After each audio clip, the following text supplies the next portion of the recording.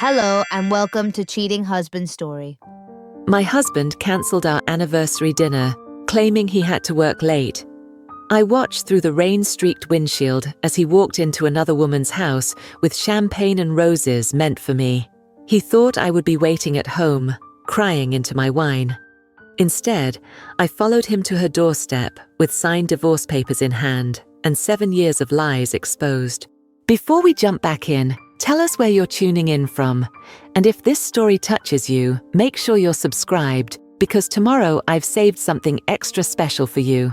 The look on both their faces when they opened that door is something I'll never forget.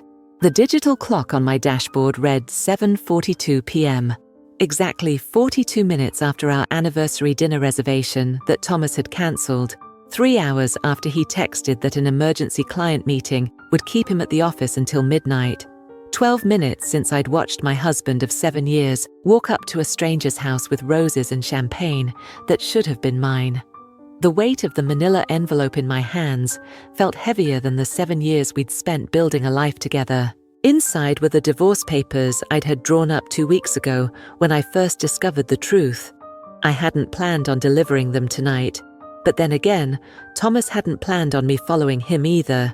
They say defining moments in life come when you least expect them. Mine came on our 7th anniversary, standing in the rain, watching the carefully constructed facade of my marriage crumble before my eyes. I had rehearsed this moment in my mind for 14 days, practiced what I would say when I finally confronted Thomas about his affair, imagined the shock, the denial, the inevitable confession. But standing there, rain soaking through my carefully chosen anniversary dress, I realized no amount of preparation could steady my racing heart. I had spent 3 hours getting ready for a dinner that would never happen, chosen a dress that Thomas had once said brought out the blue in my eyes, applied makeup with the precision of someone who still believed in perfect evenings and honest promises. Now I stood outside another woman's home, witnessing the death of those beliefs in real time. I've always wondered what true shock looks like on a person's face, that split second when the mind can't process what the eyes are seeing. When I pressed that doorbell, I found out. I never thought I'd be this woman, the one following her husband, gathering evidence, consulting lawyers, the one standing in the rain about to shatter the comfortable lives we'd both been living. This wasn't the life I had planned. At 34, I had checked all the boxes life had offered. Prestigious architecture firm partner by 30, dream home in the suburbs by 32, marriage to my college sweetheart that all our friends envied. I designed beautiful spaces for other people's lives while methodically constructing my own. Our home was a showcase, the kind that makes it into Architectural Digest. High ceilings, open concept, carefully curated art. Thomas called it my masterpiece. What visitors couldn't see were the invisible walls we'd built between us, room by room, year by year. As I stood at her door, I thought about all the stories we tell ourselves to avoid facing painful truths. How Thomas was just working hard for our future, how his distance was stress not disinterest, how the late nights and weekend emergencies were dedication to his career, not to someone else. For months, I had been the woman waiting at home, the one making excuses to friends about his absences, the one lying awake at 2 a.m., wondering where he really was. Tonight, I was done waiting. I straightened my posture, pushed back my shoulders, and pressed the doorbell. I listened to its cheerful chime echo through the house. Inside, I could hear movement, laughter, the clinking of glasses, the sounds of an anniversary celebration that wasn't mine. The door swung open, and there was Thomas, still in his work suit, but with the tie loosened, top button undone, the way he used to look coming home to me. His eyes went from warm anticipation to cold fear in the span of a heartbeat. "Elena, what are you? How did you?" I remained composed, extending the envelope toward him. "Happy anniversary, Thomas." A woman appeared behind Thomas, confusion on her face. She was beautiful, younger, the kind of woman who probably didn't have to schedule intimacy on a shared Google Calendar. She looked at me with confusion, then at Thomas with growing understanding. "Thomas, who is this?" she asked. I'm his wife. Or at least I am for now, I replied, holding out the envelope, my hand steady despite everything. I thought I'd save you a trip to the lawyer's office. Everything's there, signed, notarized, ready for your signature. Thomas stared at the envelope, but didn't take it. Elena, please, this isn't... I can explain. There's nothing to explain, not anymore, I said, with calm dignity. I placed the envelope in his hands, then turned to the woman. He likes his steak medium rare, and he's allergic to shellfish. He'll tell you he's fine sleeping on either side of the bed, but he always gravitates to the left. And he apparently makes the same promises to multiple women, so I'd consider that carefully. I turned back to Thomas, who stood speechless. 7 years, Thomas. 7 years of building a life while you were building lies. I deserve better. We both know that. Rain continued to fall as I turned to leave, holding my posture straight, dignified even in betrayal.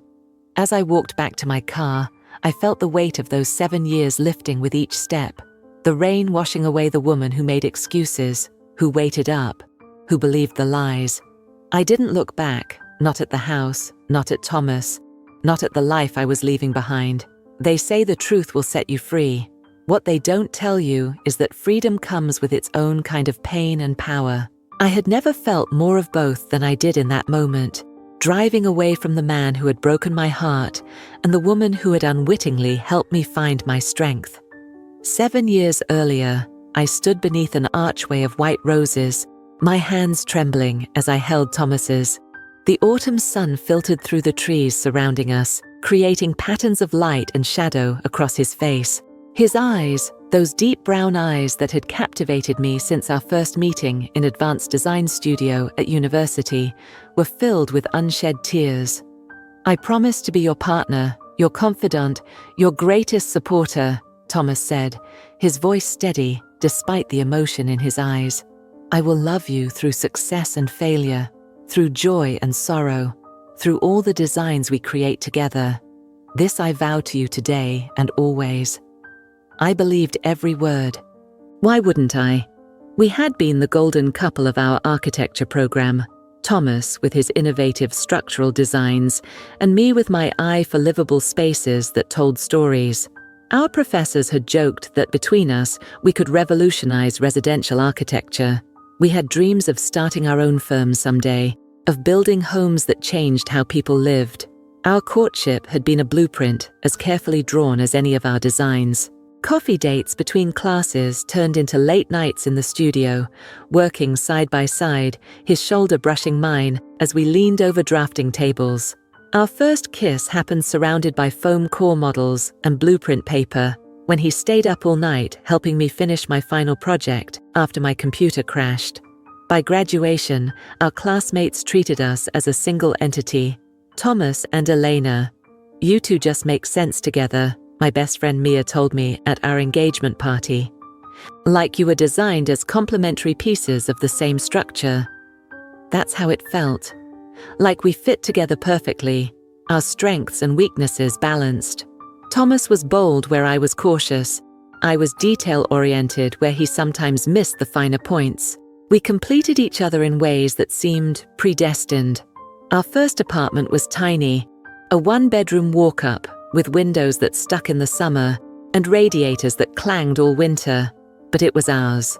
We spent weekends scouring flea markets for furniture we could refinish, painting walls at midnight, arguing playfully about whether form or function should take precedence in our limited space. The bathroom door never quite closed right, and the kitchen barely fit both of us at once. But we loved it. We made plans there, sprawled on our second-hand couch, legs intertwined, sketching our future on paper napkins. Someday, Thomas would say, tracing imaginary floor plans in the air above us, we'll build our dream house with a studio for each of us overlooking the garden. I'd add to his vision, and a kitchen big enough for us to cook together without bumping elbows. Preparing and narrating the story took us a lot of time, so if you are enjoying it, subscribe to our channel. It means a lot to us. Now back to the story. And bookshelves that go all the way to the ceiling, he'd continue, and window seats in every room, I'd finish. We built that dream house in our minds 100 different ways before we ever broke ground on the real thing. The early years of our marriage were golden. We worked for different firms, but collaborated on contests and side projects. Thomas's star rose quickly. His innovative commercial designs caught the attention of senior partners. I specialized in high-end residential work, bringing warmth and personality to spaces that might otherwise have felt sterile. We pushed each other, challenged each other, celebrated each other's victories as our own. Our first anniversary, Thomas surprised me with a trip to Barcelona to see Gaudi's architecture. We wandered through Park Güell hand in hand, marveling at the organic forms and vibrant mosaics. At Casa Batlló, Thomas pulled me close in the central atrium. "This is what I want our work to do," he whispered. "I want people to feel something when they stand in the spaces we create," I answered, leaning into him. "The spaces we create together." He kissed me right there, beneath Gaudi's rippling ceiling, and I felt like we were standing at the center of possibility. For our second anniversary, I surprised him with news that I'd been approached to become a junior partner at my firm, the youngest in their history. We celebrated with champagne on our apartment's tiny balcony, making plans for the future with the twinkling city lights spread out below us. "We're going to make it, Lena," he said, using the nickname only he ever used. "Everything we've talked about, it's all happening." By our third anniversary, Thomas had also made partner at his firm. We bought land outside the city and began designing our dream house in earnest. Nights and weekends were spent hunched over plans, debating the merits of open concept versus defined spaces, arguing playfully about whether the primary suite should face east for morning light or west for sunsets. "Both," Thomas finally declared one night. "Corner suite, windows on two sides." "Extravagant," I teased. "Only the best for us," he replied, kissing the top of my head. "We've earned this." And we had. We both worked 60-hour weeks, took on side projects, saved aggressively. We had a plan: build our dream home, establish ourselves as industry leaders, then start our own boutique firm by the time we turned 40. Children were a question mark, something we said we'd discuss once the house was built and our careers were more established. Our fourth anniversary was spent on the land that would become our home, having a picnic on the freshly poured foundation. Thomas brought champagne and strawberries, and we toasted to our future as the sun set over what would become our west-facing windows. "To building a life together," he said, his glass clinking against mine. "Brick by brick, day by day." "To us," I replied, believing with my whole heart that us was unshakable. By our fifth anniversary, the house was complete, a modernist dream of glass, steel, and warm wood, nestled among mature trees on 3 acres of land. The house was featured in Architectural Digest, described as a perfect marriage of form and function, just like its creator inhabitants. We hosted a housewarming party that doubled as an anniversary celebration, surrounded by friends and colleagues who marveled at what we had accomplished.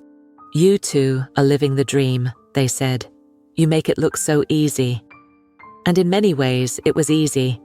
We were partners in everything. We finished each other's sentences, anticipated each other's needs, moved through our spaces and our lives in perfect choreography. When Thomas was offered a position leading a new sustainable design initiative at his firm, I rearranged my schedule to help him prepare his presentation. When I struggled with a difficult client, he stayed up late brainstorming solutions with me. We were Thomas and Elena, a perfect unit, a success story. At least, that's what I thought. Our dream house became our sanctuary, a place where we could both work and live, designed precisely for our needs. The kitchen was a showpiece, custom walnut cabinets, a massive island where we could both prep meals without crowding each other, a window over the sink that framed the garden like a painting. We called it the heart of our home, and that's where we spent most of our time together. Sunday mornings became sacred. Thomas would make coffee. He was particular about it, grinding the beans fresh, measuring the water temperature, while I prepared Belgian waffles with seasonal fruit. We'd sit at the breakfast nook, sunlight streaming through the floor-to-ceiling windows, planning our week or simply enjoying the silence together. "This is perfection," Thomas said one such morning, gesturing around us with his coffee mug. "Sometimes I can't believe we actually pulled it off." I knew what he meant. We had manifested our shared vision, built a life that reflected our values and aesthetics. It felt like proof that we could accomplish anything together. Our home was more than just a beautiful space. It was functional, tailored to our habits and preferences. Thomas had his own studio on the east side of the house, where morning light would energize him for his best creative work. Mine was on the west, because I preferred working into the evening hours. The primary suite had a sitting area where we would sometimes end the day, Thomas reading architectural journals while I sketched preliminary designs for upcoming projects. "We should write a book," Thomas suggested one evening, "about designing a home that truly works for the people who live in it. Not just aesthetically, but emotionally, functionally." "We could," I agreed, looking up from my sketchpad. "There's so much focus on how homes look for magazines, and not enough on how they feel to live in." He smiled at me over his reading glasses, and I felt that familiar flush of connection, the certainty that I had found someone who truly understood me, who valued what I valued. Our private rituals defined our marriage as much as our public achievements.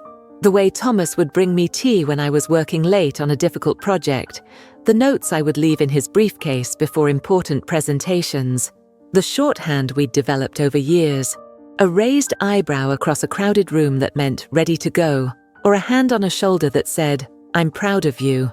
Physical intimacy ebbed and flowed as it does in any long-term relationship, but there was a tenderness between us that felt constant. Thomas knew exactly how to massage away the tension I carried in my shoulders after hours at the drafting table. I knew the precise spot at the base of his neck that would make him melt under my fingers after a stressful day. "No one knows me like you do," he would murmur, as I worked out the knots in his shoulders. Even our disagreements had a pattern, a rhythm we had perfected. Thomas would get intense, his voice rising with passion about whatever we were discussing. I would grow quieter, more measured. We'd reach an impasse, step away to cool off, then come back together with compromises already forming. We rarely went to bed angry. It was one of our unspoken rules. "You're stubborn," he would say with a half smile. "I'm precise," I would counter. "There's a difference." "It's a good thing I love your precision," he'd reply, pulling me close. Career successes mounted for both of us. Thomas led a team that won an international competition for an eco-friendly corporate campus. I was named one of 40 under 40 in the design world.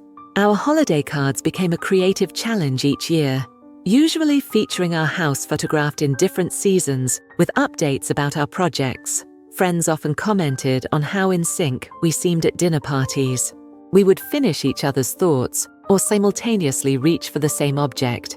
Mia once joked that we had developed a hive mind. "You're like one person in two bodies," she said. "It's equal parts adorable and annoying to the rest of us mere mortals." We laughed, but I secretly loved that others could see the connection we felt.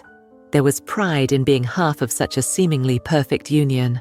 Through it all, our home remained our greatest collaboration. We continued to refine it, update it, adapt it to our evolving needs. When Thomas started cycling, we converted part of the garage into a workout area. When I began taking on more historical renovation projects, we built additional bookshelves for my growing collection of architectural history texts. Our 6th anniversary was spent in Japan, touring traditional homes and gardens. We walked hand in hand through temple grounds, taking inspiration from the perfect balance of indoor and outdoor space, the attention to detail, the celebration of natural materials. "We should incorporate more of this mindfulness into our next projects," Thomas said as we sat beside a koi pond, watching the fish swim lazy circles. "The idea that every element serves both a practical and spiritual purpose." I agreed. "Nothing extraneous, nothing wasted." "Exactly," he smiled, squeezing my hand. "You always understand what I'm trying to say, even when I can't quite articulate it. That night, in our ryokan, with sliding paper doors and tatami mats, we made love with a tenderness that brought tears to my eyes. Afterward, lying in his arms, I felt a completeness that seemed unassailable. 7 years next year, he whispered against my hair. Isn't that supposed to be when people get itchy?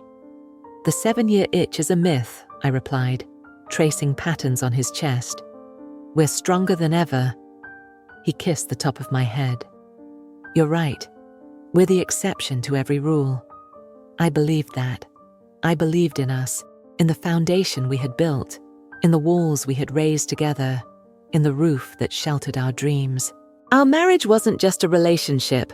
It was architecture of the most personal kind, designed with intention, built to last. How could I have known that even as we lay there, the structure was already beginning to crack? The morning after the YW Gala, I made a decision. I wouldn't become the suspicious, insecure wife. I wouldn't let Vanessa Monroe have that power over me. Not again, not after all these years. I was a successful architect, a confident woman who had built a beautiful life. I refused to let old insecurities cloud my judgment, but the universe had other plans. A week later, I was having lunch with Mia at a new bistro downtown when I saw them, Thomas and Vanessa sitting at a corner table by the window, heads bent close together over what looked like blueprints. His hand rested casually on the back of her chair. She laughed at something he said, tossing her perfect hair over her shoulder. Elena? You okay? Mia's voice seemed to come from far away. You look like you've seen a ghost. In a way, I had. The ghost of my teenage self, insecure and betrayed. That's Thomas, I said quietly, nodding toward their table. With Vanessa Monroe. Mia followed my gaze, her eyes widening. Wait, the Vanessa Monroe? The one who… Yes, I cut her off. Apparently she's working with his firm on a project. And he didn't tell you it was her? Mia's voice had an edge to it. He mentioned working with the founder of a wellness company. He didn't specify. Mia's eyes narrowed. That seems like a pretty significant detail to omit. Before I could respond, Thomas looked up and saw me. Something flashed across his face. Surprise? Guilt? I couldn't tell which. Before he raised his hand in greeting, I forced a smile and waved back. Vanessa turned, her expression changing from confusion to recognition. She gave me a bright, artificial smile that didn't reach her eyes. Should we go say hello? Mia asked, already half rising. No, I said quickly. They're working. We shouldn't interrupt. The truth was, I couldn't bear the thought of making small talk with Vanessa, of pretending we were just old classmates with no history. I couldn't stomach watching Thomas perform the role of doting husband while sitting beside the woman who had once done her best to destroy my self-worth. We finished our lunch quickly, and I insisted on paying so we could leave sooner. As we walked out, I felt their eyes on my back, but didn't turn around. You know, it's probably nothing, Mia said, as we stood on the sidewalk outside. Thomas loves you. Everyone can see that. I nodded, not trusting my voice. I wanted to believe her. I needed to believe her. But that night, Thomas came home later than usual. When I asked about his day, he mentioned meetings, client calls, progress on the Sustainable Campus project. He didn't mention lunch with Vanessa. I saw you today, I said finally, as we were getting ready for bed. At Bordeaux Bistro. Thomas paused, toothbrush halfway to his mouth. Oh, right, working lunch with the wellness consultant. Vanessa, I said, watching his reflection in the bathroom mirror. He met my eyes in the glass. Yes, Vanessa.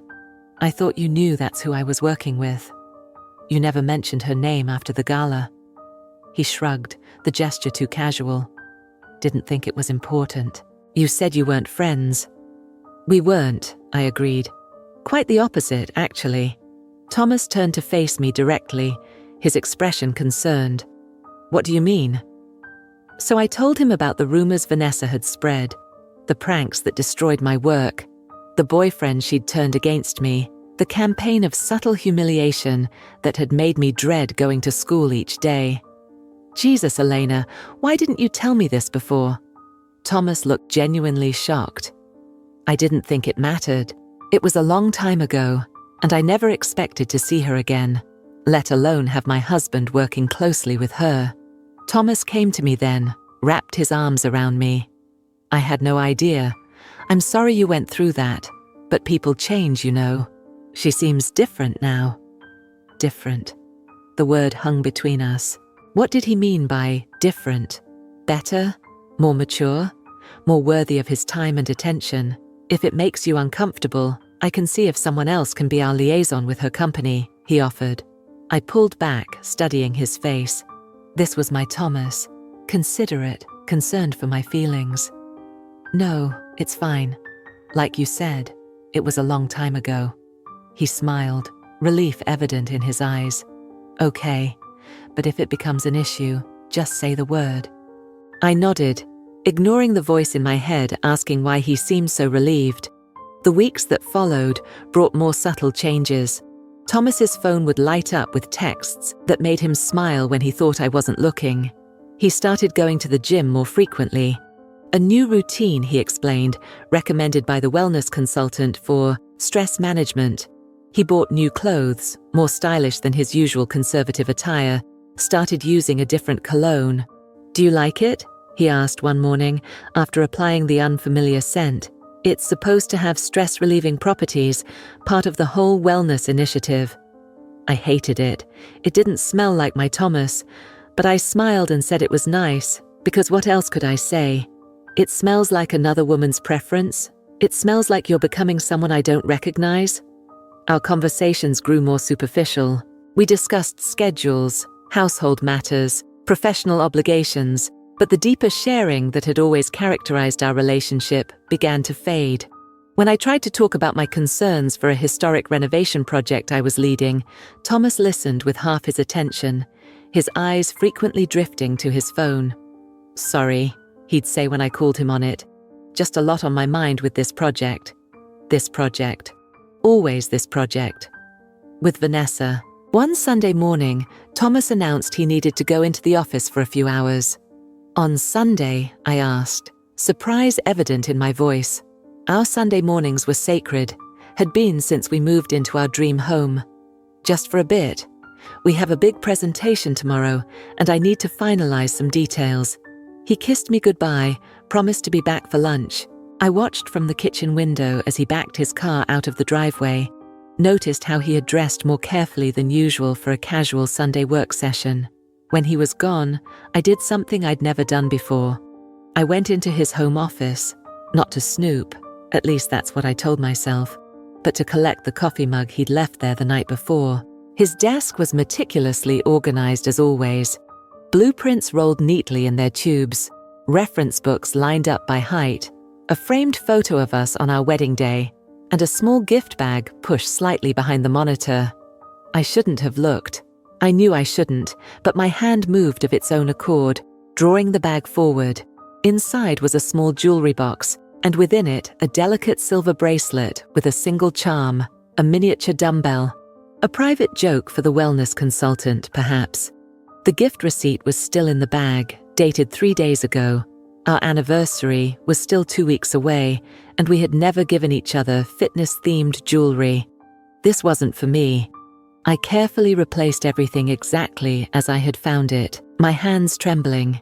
Then I took his coffee mug to the kitchen, washed it methodically, and placed it back in the cabinet where it belonged. When Thomas returned that afternoon, I was sketching in my studio, focusing intently on a detail that didn't matter for a project that could have waited. He popped his head in, asked if I wanted to take a walk. I declined, claiming a deadline. "You work too hard," he said, his voice warm with concern. I looked up at him, this man I had loved for a decade, this man who had stood before friends and family and promised to be faithful, and wondered who he had become, or perhaps who he had always been beneath the surface. That night, I lay awake beside him, listening to his even breathing, and made a decision. I needed to know the truth, whatever it might be.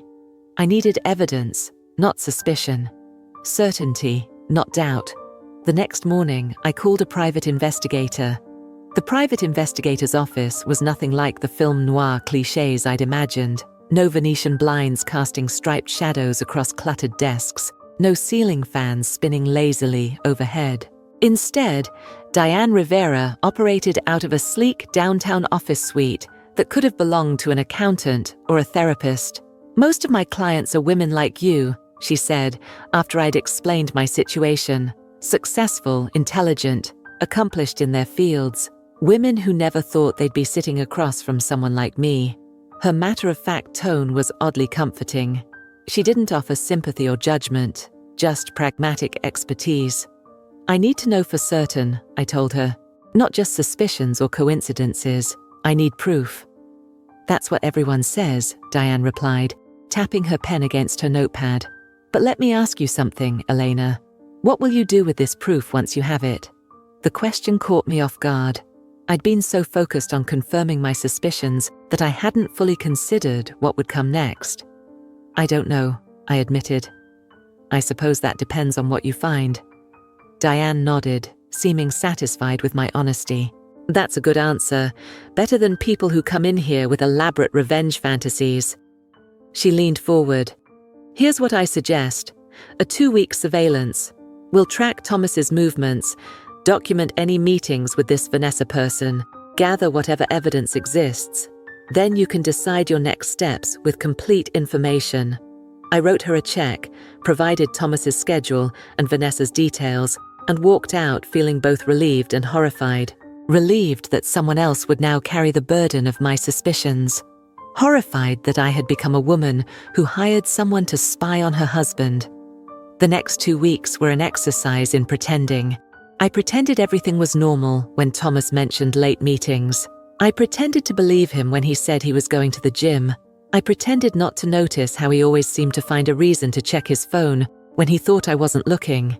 Meanwhile, Diane sent me brief, cryptic updates. Subject observed entering location A at 12:30, left at 2:15.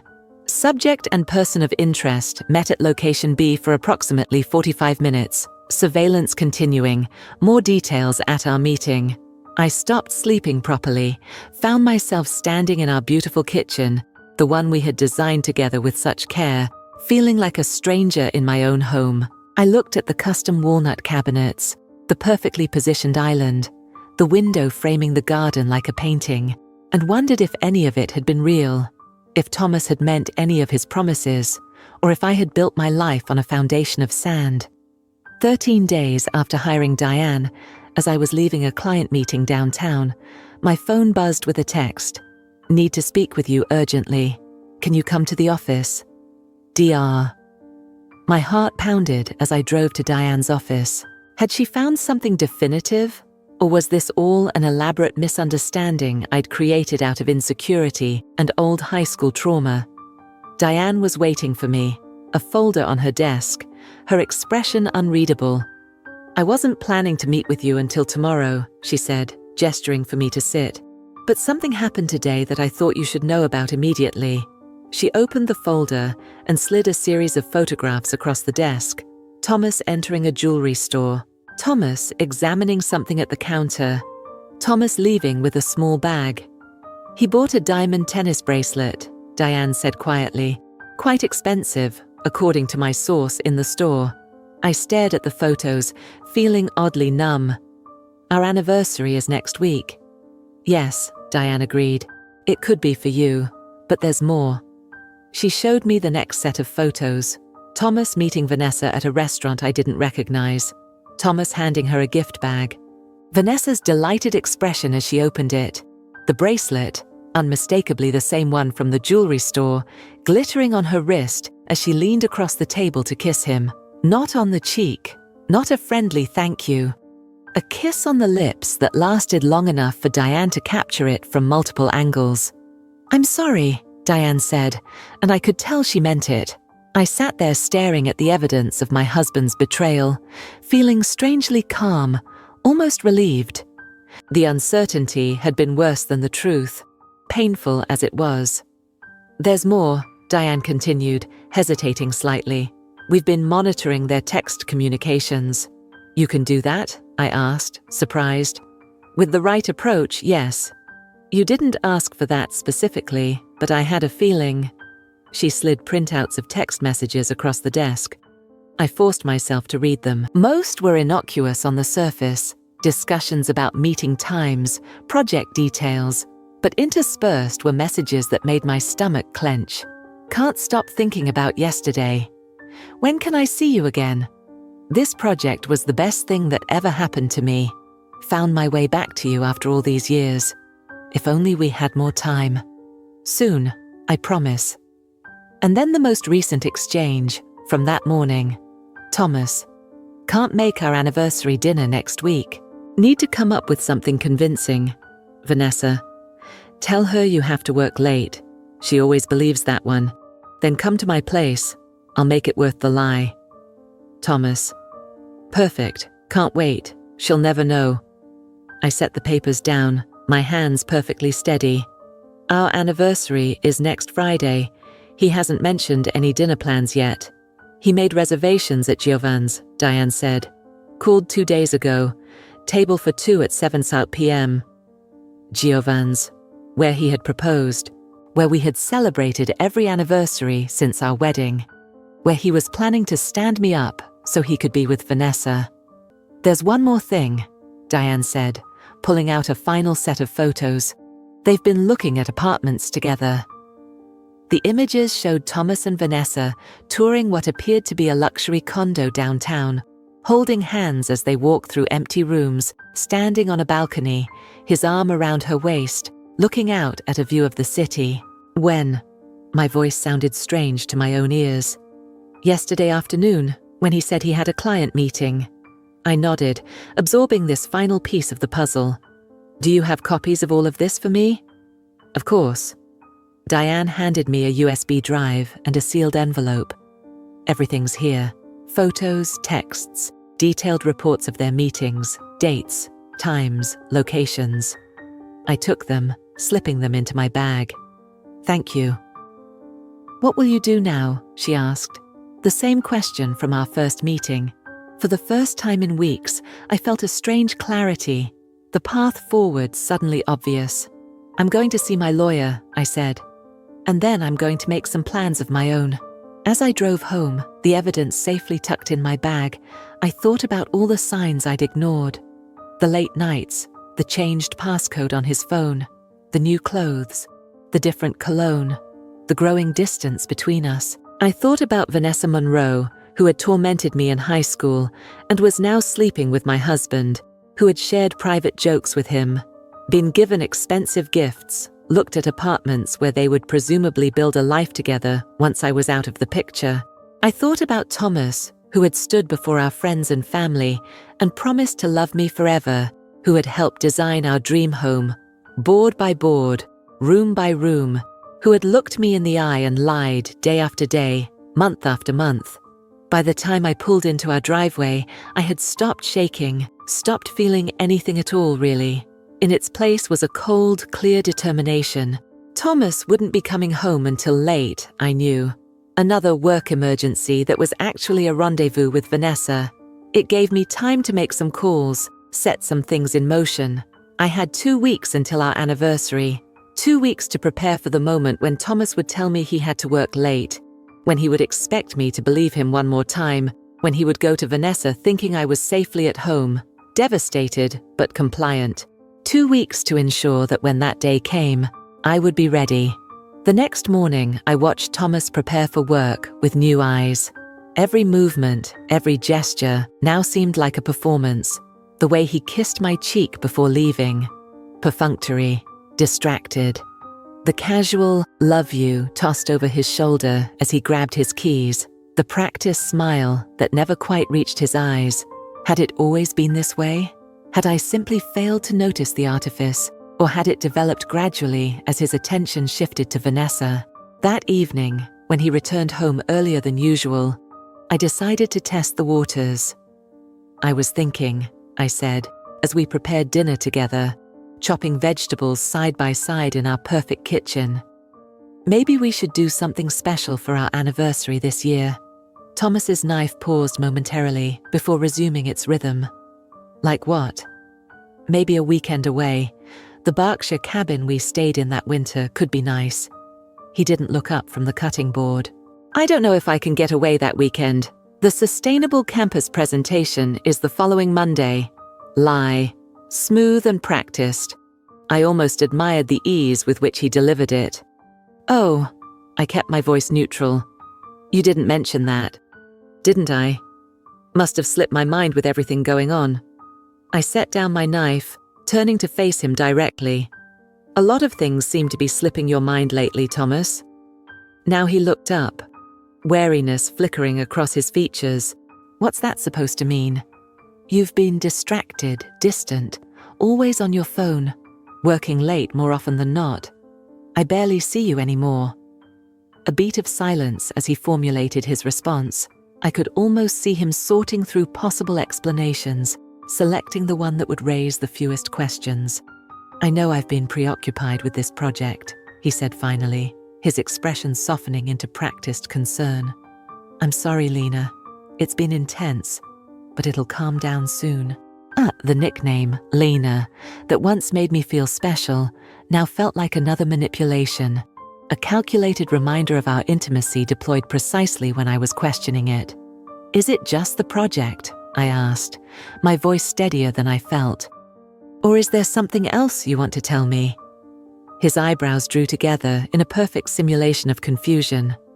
What else would there be? I studied him, this man I had loved, trusted, built a life with, and saw a stranger. Or perhaps I was finally seeing the real Thomas, the one who had been hidden beneath the architect-husband persona all along. I don't know, I said, after a long pause. But it feels like you're pulling away, like there's something you're not telling me. Thomas set down his knife and turned to me fully, placing his hands on my shoulders. The gesture that once would have comforted me now made my skin crawl. Elena, he said, his voice soft with manufactured sincerity. There's nothing going on. I'm just buried in work. This project is high profile, career defining. Once it's over, things will go back to normal, I promise. Another lie. I knew from the text messages that he and Vanessa were already planning their future together, that normal would never return. The wellness consultant, Vanessa, I said, watching his face carefully. You've been spending a lot of time with her. A flash of something, alarm, guilt, crossed his features before he controlled it. She's a key partner on the project. Of course we've had meetings. Just meetings? His hands dropped from my shoulders. What are you implying? I think you know exactly what I'm implying. Thomas stepped back, his expression hardening.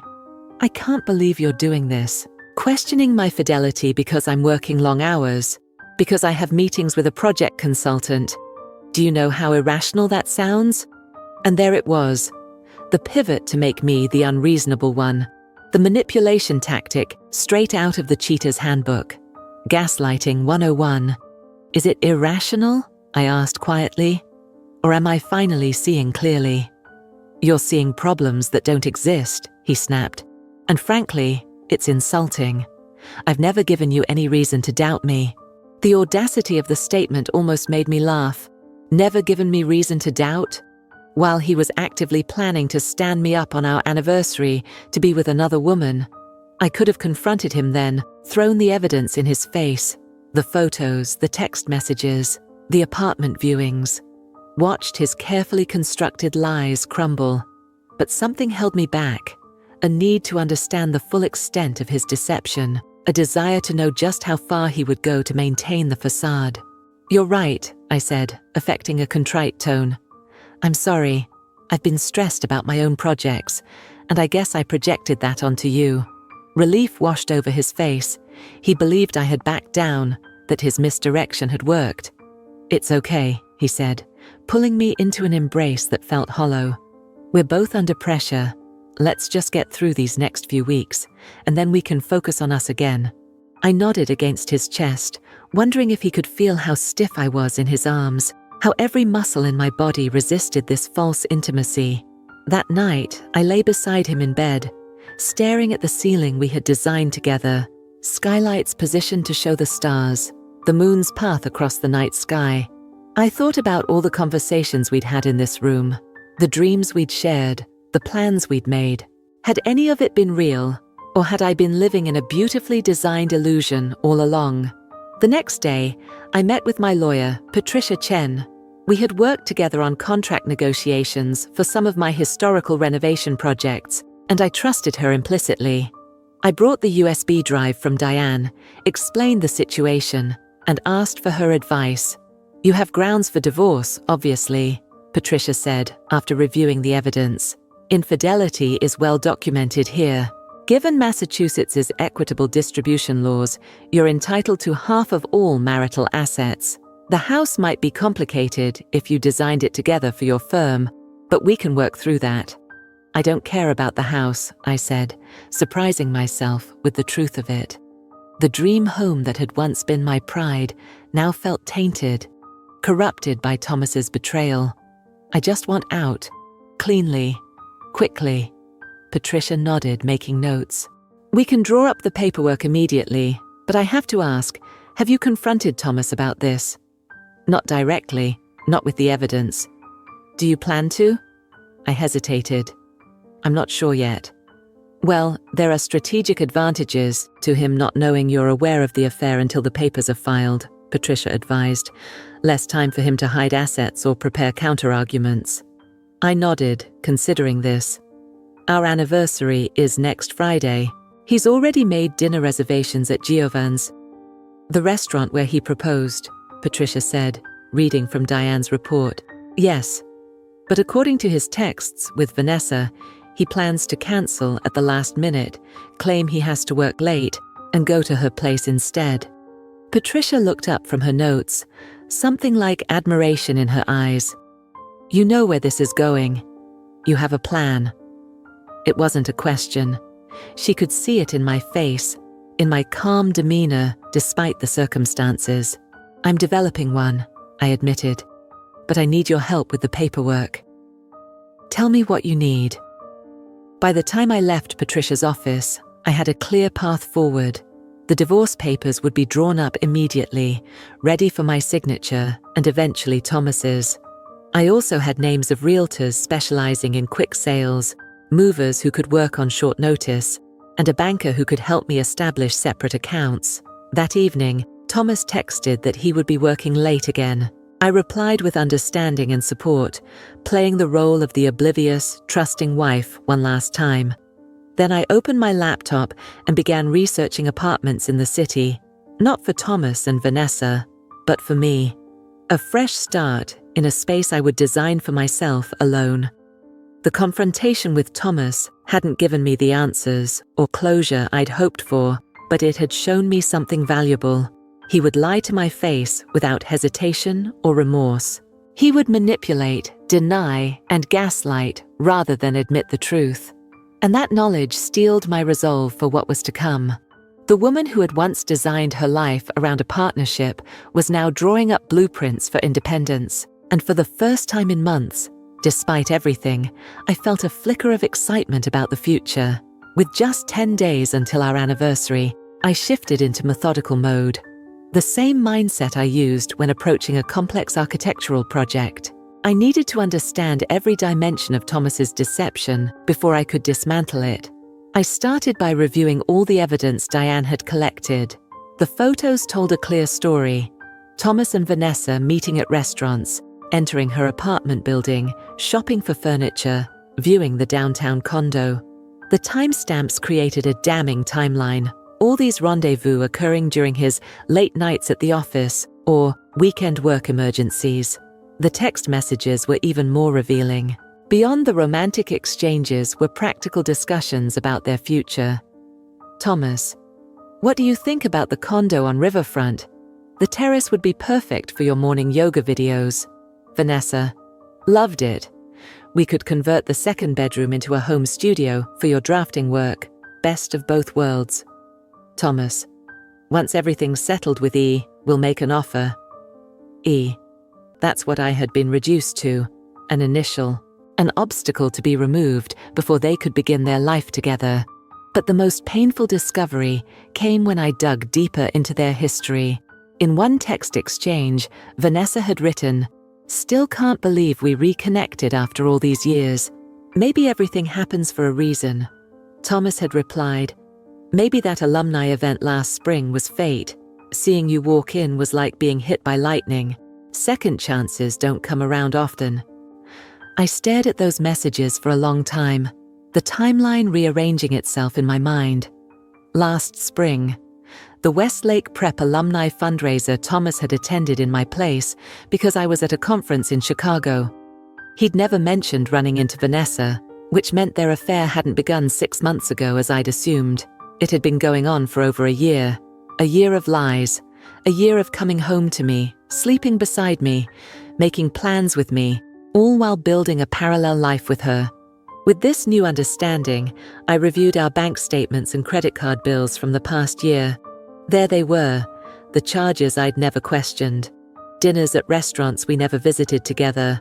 Hotel rooms on nights he was supposedly at conferences. A weekend spa retreat during a business trip to New York. I documented everything meticulously, creating files organized by date, adding my own notes to Diane's reports, not because I needed more evidence for the divorce. What I already had was more than sufficient, but because I needed to see the full architecture of his betrayal, needed to understand its scope and scale before I could truly leave it behind. Next, I turned my attention to Vanessa herself. Why her? What was it about my teenage tormentor that had drawn Thomas away? I allowed myself one deep dive into her social media presence, not to torture myself, but to understand the narrative they were constructing together. Her Instagram feed was a testament to carefully curated perfection. Sunrise yoga poses on pristine beaches, artfully arranged acai bowls, inspirational quotes about living authentically and embracing your true self. The irony might have made me laugh if it weren't so painful. In one post from 3 months ago, she stood on a cliff top, arms outstretched toward the sunset with the caption, "Finally embracing the future I deserve." Some people come into your life at exactly the right moment. Grateful doesn't begin to cover it. Blessed aren't new beginnings. The comments were filled with heart emojis and supportive messages. No one knew she was referring to a married man. No one knew her new beginning would come at the expense of my ending. I closed her profile, resolving never to look at it again. Vanessa Monroe wasn't worth another minute of my attention. She hadn't been in high school, and she wasn't now. With a clearer understanding of the affair's timeline and dynamics, I turned to the logistics of my exit. I needed to secure my financial independence, find a new place to live, and prepare to extract myself from our shared life with surgical precision. First, I opened a separate bank account and transferred half of our savings, a substantial amount given our dual professional incomes and careful money management. Massachusetts being an equitable distribution state, I was legally entitled to this portion, as Patricia had confirmed. Next, I toured 3 apartments in the city, finally selecting a modern loft in a converted textile factory. With its exposed brick walls, enormous windows and open floor plan, it was a blank canvas waiting for my design vision. I signed a lease beginning the day after our anniversary, paying the security deposit and first month's rent from my new account. I met with a moving company, scheduled them for the morning of our anniversary when Thomas would be at work, and began discreetly packing items that wouldn't be missed. Winter clothes, books from my personal collection, professional materials I rarely used. Each night, I'd remove a few photographs from their frames, a few pieces of jewelry from my case, a few treasured mementos from our travels. Not everything at once, but gradually enough that Thomas, increasingly distracted by his double life, never noticed the slow erasure of my presence. At work, I spoke with my partners about taking on more historical renovation projects, the kind that might require travel, that would keep me busy during the transition. They were supportive, unaware of the real reason behind my sudden interest in more independent work. "You've seemed different lately," my colleague Michael observed one afternoon. "More focused, determined." "I'm just recentering," I replied, surprised by how true it felt. Getting clear on what I want. 7 days before our anniversary, I picked up the divorce papers from Patricia's office. They were comprehensive, fair, and designed to facilitate a clean break. I would keep my retirement accounts and investments, Thomas would keep his. We would sell the house and split the proceeds. No alimony, no drawn-out negotiations, no attempt to punish him financially for his betrayal. "Are you sure about these terms?" Patricia asked. "You're entitled to more." "I don't want more," I told her. "I want freedom. I want this chapter closed." I signed the papers that afternoon, my signature steady and certain. Then I placed them in a manila envelope, which I stored in my portfolio case, the one place I knew Thomas would never look. 3 days before our anniversary, I received a text from Thomas. "Looking forward to celebrating 7 years with you at Giovanni's on Friday. Made the reservation for 7. Love you." The performance continued right on schedule. I replied with appropriate enthusiasm, playing my part in this final act of our marriage. That night, as Thomas showered, I took one last look at the evidence Diane had collected. The photos of Thomas and Vanessa together, the text messages planning their future, the images of them viewing what would become their home once I was out of the picture. I copied everything to a USB drive, printed key text exchanges and photos, and placed them all in the manila envelope with the divorce papers. It was ready. I was ready. The investigation phase was complete. Now it was time to deliver my findings. 2 days before our anniversary, the final piece of the puzzle fell into place, not through Diane's surveillance or my own investigation, but through pure coincidence. I was meeting with a potential client in the cafe of the Museum of Fine Arts, discussing the renovation of her Victorian brownstone, when I overheard a familiar laugh. Vanessa was seated at a table across the room, deep in conversation with an elegant older woman I didn't recognize. I kept my focus on my client, but couldn't help glancing over occasionally. There was something about the older woman's profile that seemed strangely familiar. The distinctive slope of her nose, the way she gestured with her hands while speaking. When my meeting concluded, I took a circuitous route to the exit that brought me closer to their table. As I passed, I heard the older woman say, "I still can't believe you're dating Thomas Reynolds. I always hoped you two would reconnect after college." I froze mid-step, then forced myself to keep walking, my mind racing. After college? Thomas and Vanessa had known each other in college? That wasn't possible. Thomas went to MIT. I'd met him there in the architecture program. Vanessa had gone to... Where had she gone?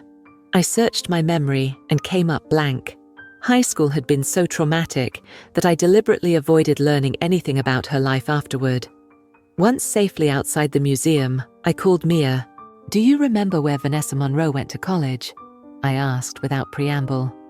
"Hello to you too," Mia replied. "And yes, unfortunately. She went to MIT. Her father was some big donor, so she got in despite being academically mediocre." "Why are you asking about her?" "MIT. The same university where I'd met Thomas, where we'd fallen in love over drafting tables and model buildings. Or so I thought." "Did Thomas know her there?" I asked, my voice sounding distant to my own ears. "Thomas? I don't think so. They were in completely different programs. She was in business or communications or something. Why would they have crossed paths?" "Just wondering," I said vaguely. "Listen, I have to go. I'll call you later." I ended the call and stood still on the museum steps, piecing together this new information. Thomas and Vanessa had attended the same university at the same time. They might have known each other before I came into the picture, before the alumni event where Thomas claimed they'd reconnected. When I got home, I went straight to our storage closet and pulled out Thomas's college yearbooks, relics he kept out of nostalgia but rarely looked at. I flipped through them with shaking hands until I found what I was looking for, a photo of the Student Architecture Association. There was Thomas, younger but recognizable, standing in the back row. And there, in the front row, smiling brightly, was Vanessa. The caption read, "Architecture Association welcomes business school students to annual networking mixer." So they had known each other, had possibly been more than acquaintances, and neither of them had ever mentioned it. Not when Thomas learned Vanessa and I went to high school together, not when he started working with her on the Wellness Center project. I photographed the yearbook page, then continued my search. In the senior yearbook, I found more evidence. Thomas and Vanessa at the same graduation party, standing close together in the background of a group shot, her hand on his arm, familiar, intimate. I sat back on my heels, the yearbook open in my lap, as a new possibility took shape in my mind. What if Thomas had known exactly who Vanessa was when he started working with her? What if he had known about our history, how she had bullied me, humiliated me, and pursued her anyway? Or worse, what if they had been involved in college before Thomas and I met? What if she was the one who got away and I had been the consolation prize? I returned to Diane's files with new purpose, searching for any mention of their college connection in the text messages she had intercepted. I found it in a thread from 2 months earlier. Vanessa, remember that night in the architecture studio when we nearly got caught by the security guard? Thomas, how could I forget? I still have that pencil sketch you did of me sleeping on the drafting table. Vanessa, you do not. That was 15 years ago. Thomas, of course I kept it. I kept everything from those days. Just couldn't bring myself to throw away any reminder of you. Even after, well, you know. Vanessa, after I chose Bradley and broke your heart, God, what a mistake that was. But we found our way back to each other. That's all that matters now. I stared at the exchange, my hands cold. Thomas and Vanessa hadn't just known each other in college. They had been involved, seriously involved from the sound of it. She had chosen someone else, and Thomas had ended up with me. Was that why he had never mentioned knowing her when the wellness center project began? Because he didn't want me to know I had been his second choice all along. I scrolled through more messages, finding scattered references to their shared past. Thomas, Elena never understood why I insisted on keeping that old drafting table. Couldn't exactly tell her it was where I fell in love for the first time. Vanessa, it's weird that she never knew about us. You never told her. Thomas, why would I?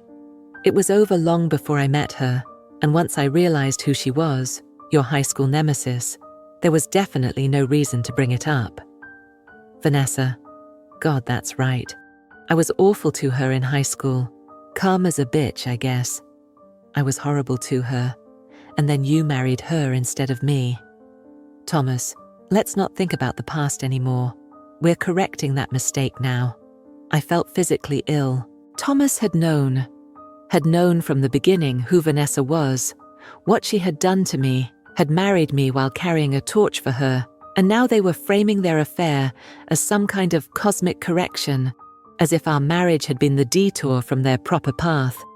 With trembling fingers, I searched for more and found a conversation from just last week. Vanessa, so have you decided how you're going to do it? After the anniversary dinner cancellation, I mean. Thomas, I'll wait a few weeks, then tell her I'm unhappy, that we've grown apart. I'll suggest a trial separation, move in with you, then file for divorce once some time has passed. Vanessa, that's so civilized. She deserves worse, trust me. In high school, she was such a pathetic, desperate try-hard, always raising her hand in class, always trying to be perfect. It was nauseating. Thomas, well, she hasn't changed much, still obsessed with perfection, still desperate for validation. It's exhausting, to be honest. Vanessa, you poor baby. Don't worry, I'll make it all better once you're free of her. Speaking of which, have you talked to your lawyer about the house? Thomas, he thinks I can keep it. I did most of the actual architectural work, even though she loves to take credit. With the right arguments, I can make the case it's primarily my creation, not marital property to be divided. I read that exchange 3 times, each word cutting deeper than the last. So this was their plan. Thomas would pretend to be unhappy, suggest a separation, then take our home, the home I had poured my heart into, designing with him.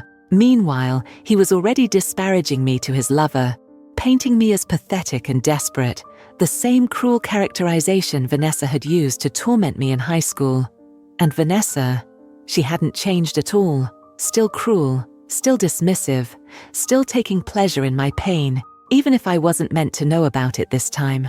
I closed the files and sat in absolute stillness, letting the full truth wash over me. This wasn't just an affair. This wasn't just betrayal. This was a calculated dismantling of my life by two people who had known each other long before I entered the picture, two people who viewed my pain as collateral damage in their journey back to each other. Thomas hadn't just lied about working late. He had lied about our entire relationship, about who he was, about what our marriage meant to him, about everything.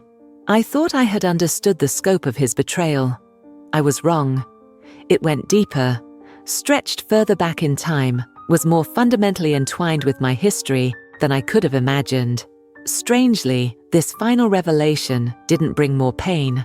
Instead, it brought clarity, crystal clear certainty that I was making the right decision, that walking away wasn't just necessary. It was the only possible response to such profound deception. I carefully returned the yearbooks to their shelf, wiped away any traces of my presence in the storage closet, and went to my studio to finalize the last details of my plan. One day until our anniversary. One day until Thomas would pretend to celebrate 7 years of marriage, only to abandon me for the woman who had tormented me in high school, dated him in college, and was now helping him plan to take everything from me. One day until I turned their plan on its head. The morning of our anniversary dawned bright and clear, sunlight streaming through the bedroom windows we had carefully positioned to catch the first rays of day. Thomas was already gone. An early meeting, he'd claimed, kissing me goodbye while I pretended to be half asleep. I lay in bed for a few minutes, experiencing the strange sensation of knowing this was the last morning I would wake up in this house, the last day I would be Thomas's wife, the last hours of a life I had spent years building. I had expected to feel grief, anxiety, perhaps even second thoughts. Instead, I felt remarkably calm. The path forward was clear now, illuminated by the full revelation of Thomas's betrayal. No more doubt, no more uncertainty, only action. I got up and dressed carefully, choosing a tailored charcoal pantsuit that made me feel powerful, armored. Then I made a series of calls, confirming that everything was in place for what would come next. The movers arrived at 9 Q, discreet and efficient as promised. I directed them to the items I had already packed and labeled: my personal belongings, family heirlooms, professional materials. Not everything I was entitled to, but everything that mattered to me, everything I would need to start fresh. Just these? The head mover asked, clearly surprised by the relatively small amount. Nothing else from the house, just these, I confirmed. The furniture, the appliances, the carefully curated decor. Thomas could have it all. Let him explain to Vanessa why their new love nest was filled with remnants of his marriage. By noon, the moving truck was loaded and on its way to my new apartment. I walked through the house one last time, saying goodbye, not to the physical space, but to the dreams it had contained. The future I had imagined unfolding within these walls. The family we might have started, the growing old, together we had planned. In my studio, I left my final architectural drawings for the house, plans for an extension we had discussed, a garden redesign I had been working on, a ghost of the future that would never be. In Thomas's office, I paused, looking at the framed photo of us on our wedding day. Should I take it? Leave it? In the end, I placed it face down in his desk drawer. Let him find it someday, and remember what he threw away. In our bedroom, I gathered my remaining toiletries, the last few pieces of jewelry, the book from my nightstand. I changed the sheets, not out of courtesy, but because I couldn't bear the thought of Thomas and Vanessa eventually sharing the bed where I had slept.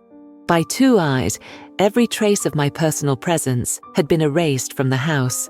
What remained was a showpiece, beautiful but sterile, like a model home staged for viewing. I took one final photograph of each room with my phone, not for sentiment, but for documentation, proof of the condition in which I had left everything, in case Thomas later claimed otherwise. At 3 eyes, I met with my banker to consolidate my new financial arrangements, separate accounts established, automatic payments redirected, joint credit cards cancelled. The practical architecture of independence, each element carefully constructed. "Changing your name back as well?" the banker asked as she processed the paperwork. I hesitated. I had been Eleanor Reynolds for 7 years. It was the name on my professional certifications, my design awards, my business cards. Yes, I decided. Back to Eleanor Castillo. By 4, I was at my new apartment, directing the movers as they brought in my belongings. The loft was exactly what I needed, open, full of light, unencumbered by memories. The exposed brick walls and industrial windows couldn't have been more different from the warm modernism of the house Thomas and I had designed. That was deliberate. No echoes, no reminders. I unpacked only what I needed for the night. A change of clothes, basic toiletries, sheets for the new bed the movers had assembled. The rest could wait. Tonight had its own timeline, its own purpose. At 5:30, I showered and began getting ready. I dried my hair, applied makeup with careful precision, and chose a dress I had bought specifically for this occasion. Midnight blue, elegant but not flashy, professional enough to convey seriousness, but formal enough for what was supposedly an anniversary dinner. As I fastened the silver necklace my grandmother had given me on my wedding day, the only piece of jewelry I chose to wear, my phone buzzed with a text from Thomas. "Running a little behind. See you at Giovanni's at 7:15 instead of 7. Can't wait to celebrate with you. Love you." The carefully constructed lie, the first step in his plan to cancel on me, to go to Vanessa instead. I texted back, "No problem. See you at 7:15. Love you too." Lies answering lies, the last exchange of our marriage. At 5:45, I was ready. I stood in front of the mirror in my new apartment, studying my reflection. The woman who looked back at me was composed, determined, clear-eyed, so different from the confused, hurt woman I had been when I first suspected Thomas's infidelity. I picked up the manila envelope containing the divorce papers and the evidence of his betrayal, securely sealed and ready to be delivered. Then I gathered my keys, phone, and purse and headed for the door. But at the last moment, I paused. Was this really what I wanted to do? Was this elaborate confrontation necessary, or was it just revenge dressed up as closure? I sat on the edge of my new bed, envelope in hand, and considered my options.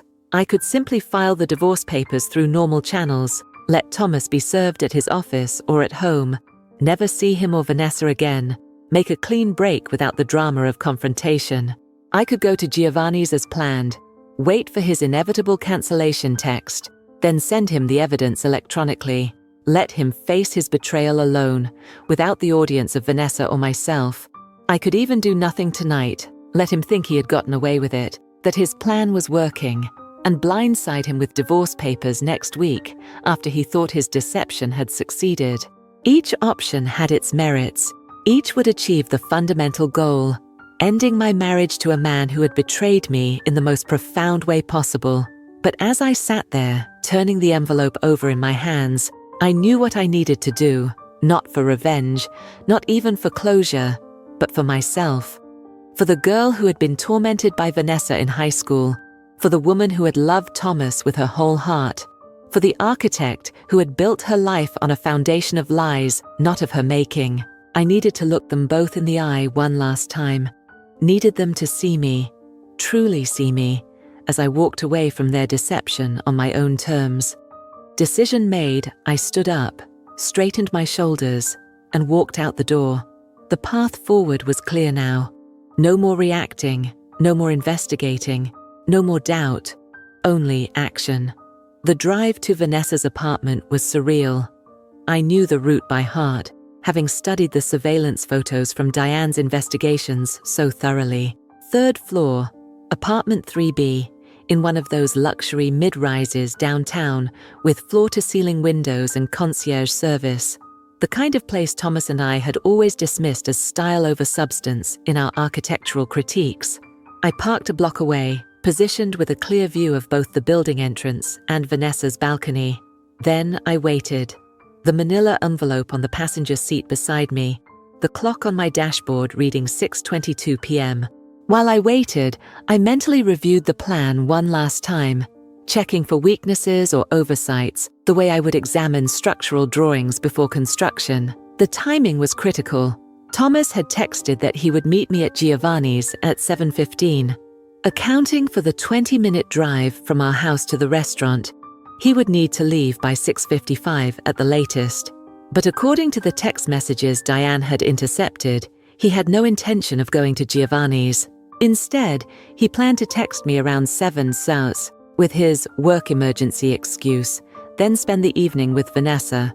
So the real timeline would be Thomas arriving at Vanessa's apartment sometime before 7 So, their anniversary celebration beginning, his cancellation text to me soon after, and then, at precisely 7:30, my arrival at their doorstep. I had deliberately chosen 7:30, late enough that they would be settled in, comfortable, perhaps already celebrating what they thought was the successful execution of their plan, early enough that the evening would still be young, the betrayal fresh, the surprise complete. At 6:48, right on schedule, Thomas's car pulled into the parking garage beneath Vanessa's building. I watched him emerge from the elevator in the lobby a few minutes later, checking his appearance in the reflective glass of the front doors before proceeding to the inner elevator. He carried a bottle of champagne and what appeared to be a gift bag, presumably containing the diamond tennis bracelet he had purchased for her, my husband, on our 7th anniversary, bringing champagne and diamonds to another woman's apartment. If I hadn't already been numb to the pain of his betrayal, the sight might have broken me.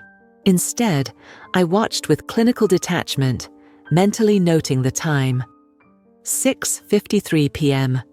He was right on schedule. At 7:01, my phone buzzed with an incoming text. I didn't need to look to know what it said, but I checked anyway. Elena, I'm so sorry. Client emergency just came up. Major issue with the sustainability certification. Have to head back to the office right now. Don't know how long it will take. Probably need to cancel dinner. I'll make it up to you this weekend, I promise. So sorry. Love you. The carefully crafted lie designed to sound urgent, yet plausible. The false apology, the empty promise to make it up later. The obligatory love you tacked on at the end like an afterthought. I didn't reply. Let him wonder if I was angry, disappointed, suspicious. Let him check his phone repeatedly during his evening with Vanessa, a small cloud of uncertainty hanging over their celebration. At 7:10 I called Giovanni's and cancelled our reservation. No need to tie up a table on a busy Friday night. Besides, I had no intention of going there alone to nurse my supposed heartbreak over wine and sympathy from the staff who had witnessed Thomas's proposal 7 years earlier. Is everything all right, Mrs. Reynolds? The maitre d' asked, concern evident in his voice. Mr. Reynolds called earlier to confirm. Everything is exactly as it should be, I replied, surprising myself with how true the words felt. Plans have simply evolved. At 7:20, I drove the short distance to Vanessa's building and parked directly in front. I checked my appearance in the rearview mirror. Makeup still perfect.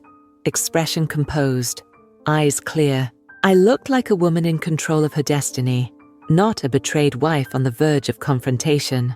I gathered the manila envelope and my purse, then sat for a moment, taking slow, deliberate breaths. This was the moment everything had been building toward. The pivot point between my old life and whatever came next. I thought about Thomas and Vanessa, probably toasting their future together at this very moment, celebrating not just their reunion, but the imminent dissolution of my marriage, planning the life they would build in the apartment they had toured together, perhaps even in the house Thomas intended to take from me through legal maneuvering. Did they feel any remorse? Any guilt? Or did they justify their actions through the narrative they had constructed, that they were destined to be together, that their college romance had been the real thing, that the past 15 years had merely been an unfortunate detour on their way back to each other? It didn't matter. Their narrative, their justifications, their feelings, none of it mattered anymore. This confrontation wasn't for them. It was for me, my closure, my reclamation of power. My final act in a marriage built on deception. At 7:29, I stepped out of my car and walked into Vanessa's building with the confidence of someone who belonged there. The concierge looked up as I approached. "I'm here to see Vanessa Monroe in 3B, I said, my voice steady. "She's expecting me." A half-truth.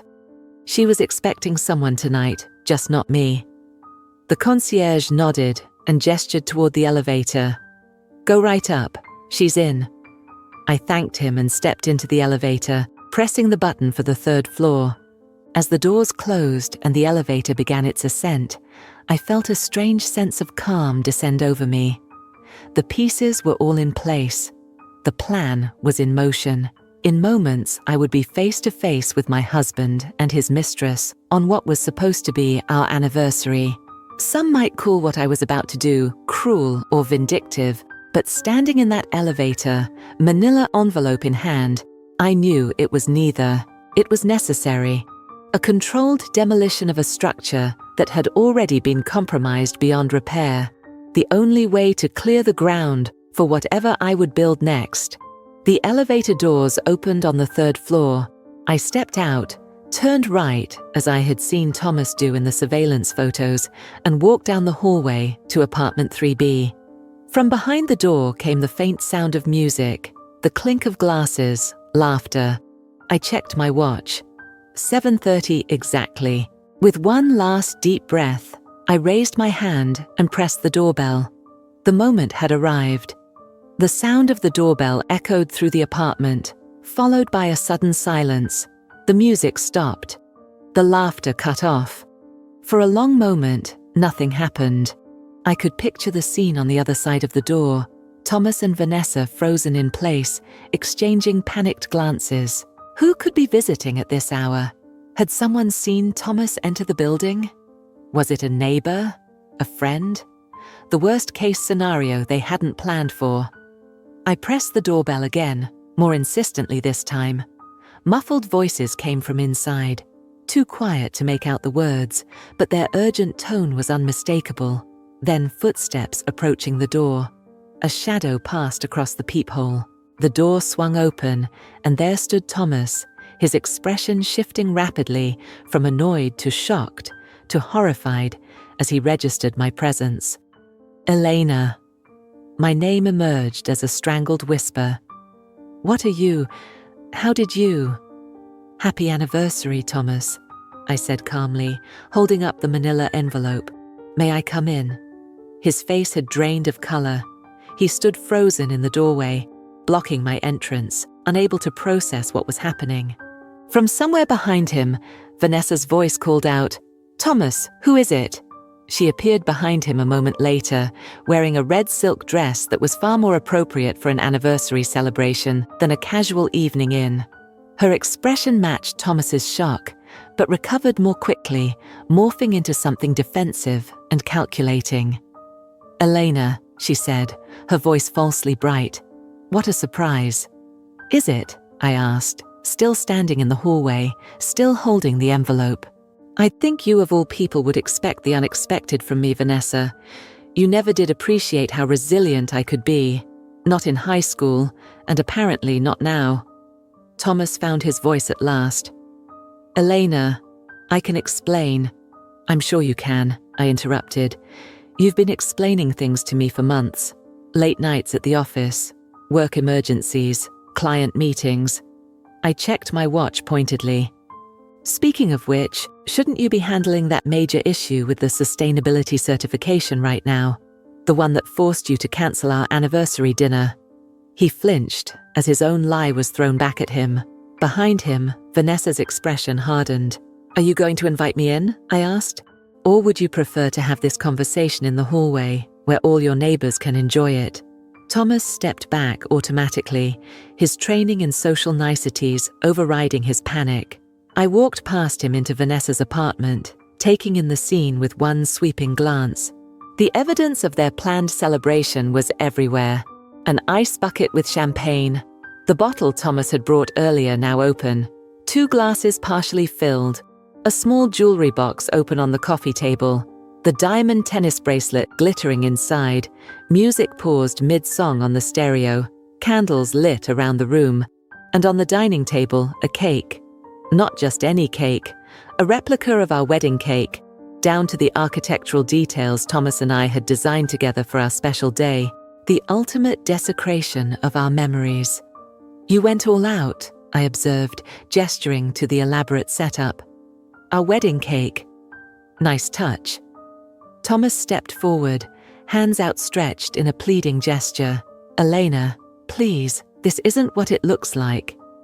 The absurdity of the statement, standing in a candlelit apartment with another woman on our anniversary, champagne poured, gifts exchanged, might have made me laugh if the situation weren't so painful.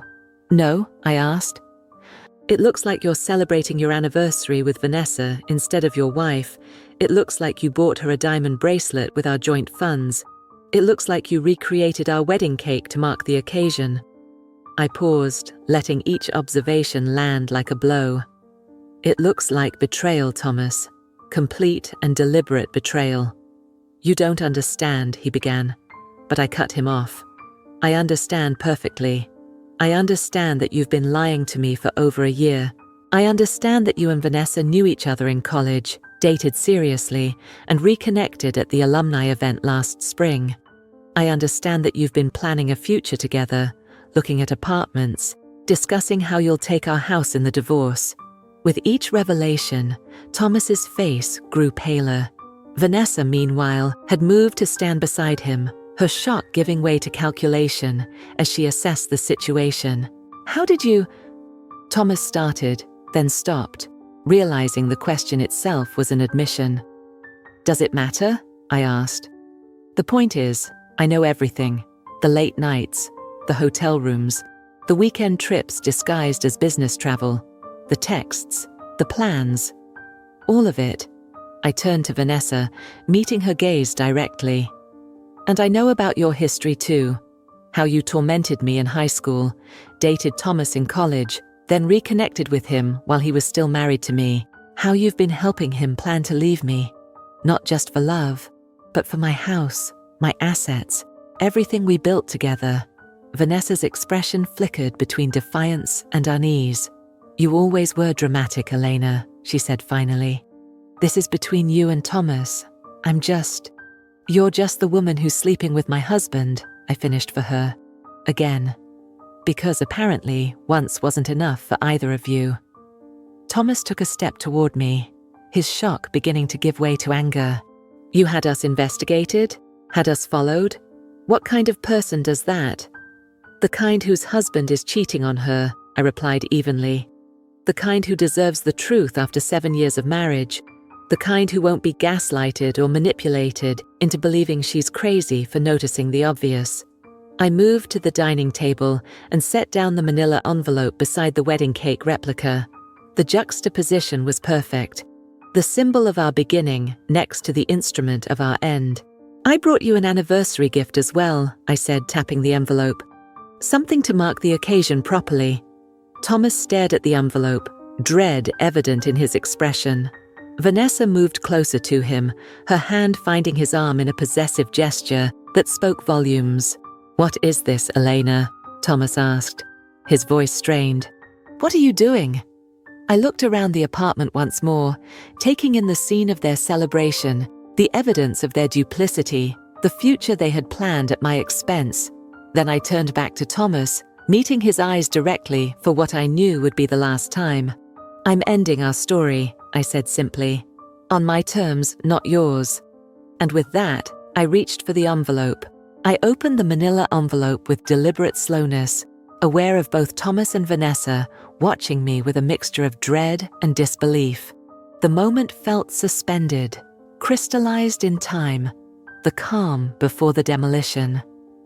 You know, I said conversationally as I extracted the contents, I've been thinking about what makes a good design in architecture. It's not just about aesthetics. It's about integrity, about every element being true to its purpose, about honesty in materials and construction. I looked directly at Thomas. Our marriage lacked structural integrity from the beginning, didn't it? Built on a foundation that was already compromised. Thomas swallowed visibly.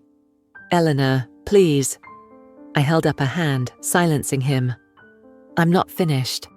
I laid out the first set of photographs on the table beside the cake. Thomas and Vanessa entering her apartment building. Thomas and Vanessa at dinner, his hand on hers. Thomas and Vanessa viewing the downtown condo, planning their future. Quite the portfolio you've been developing, I said, my voice steady despite the churning in my stomach. Very comprehensive. Thomas stared at the photos, his face ashen.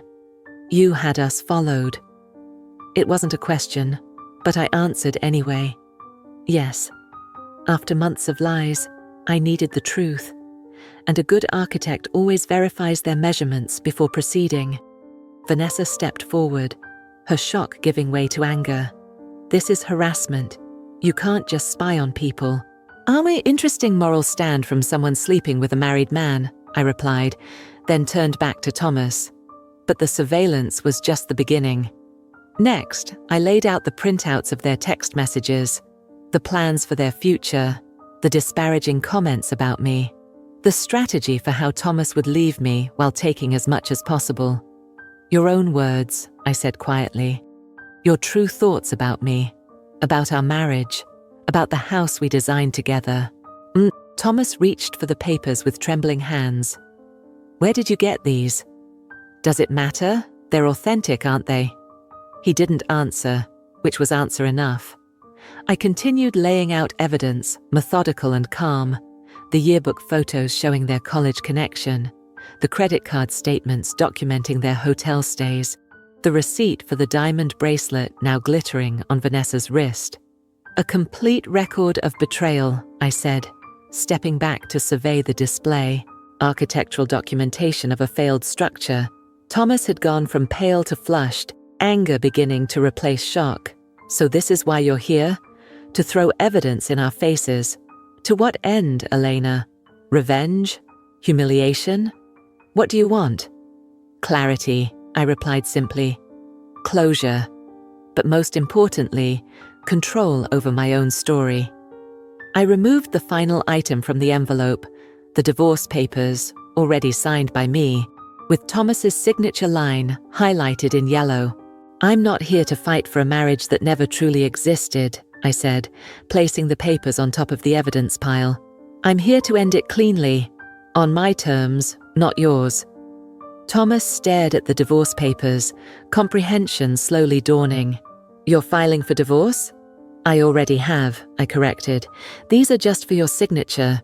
Everything's fairly standard. Equal division of liquid assets.